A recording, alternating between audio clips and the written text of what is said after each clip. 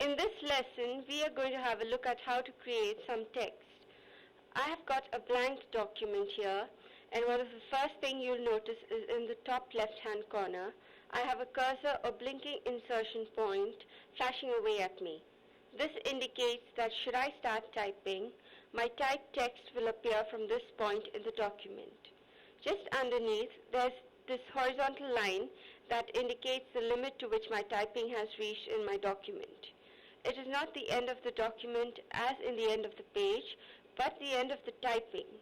In this case, as I have no text, no graphics, no tables, no charts, or anything in my document, my thick horizontal line is positioned at the very top of the document. With my cursor flashing away here, I'm going to start typing some text. You will notice that the cursor has been pushed along. So if I carry on typing, the cursor gets pushed along even further. Look at what happens if I type even more.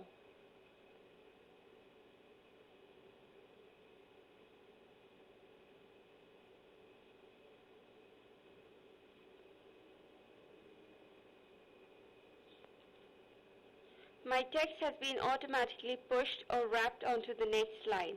Now at the moment I am viewing this document at 200% magnification. I'm going to change this down to 100% so you can see that the text wrapped more clearly. So as soon as the text hit that right hand margin of the page, the next word automatically wrapped onto the next line.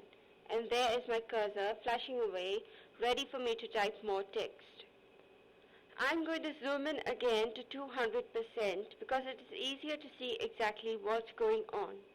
And now if I decided I want to edit this text in some way, for example, I wanted to delete this word some, I can move my pointer, which will be displayed as an I-beam, and I can press at the beginning of the word, some, and drag over the text.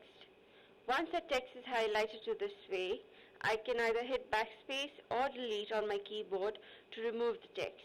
Notice how Word has automatically accommodated the space that was either side of the word some. So it's removed one of the space so that the text runs properly. There is only one space now between these words. I can do the same thing here, press and drag. But this time, if I was to start typing some text with this word here highlighted, my highlighted text is replaced by the new text that I have typed. When you're selecting text, you can select text from the back or from the front of the word. And if you want to select more than one word at a time, simply press and drag. If you want to select more than one line at a time, press and drag downwards. And if you want to insert more text, click so that your cursor is flashing away and just type.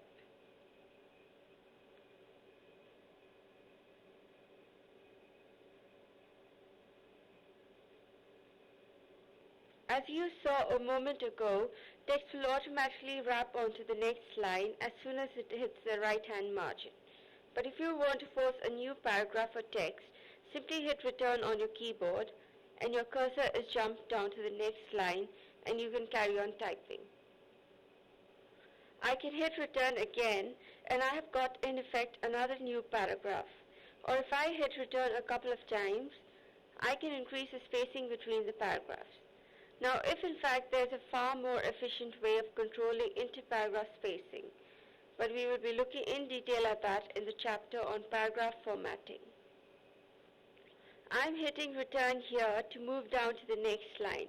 I am forcing a paragraph break, and if I wanted it to indent my cursor, I could make use of the space bar and then once again start typing my text. But as with inter-paragraph spacing, there is a much more efficient method, much more reliable method of creating indents such as this. And again, we will look at that in the later chapter.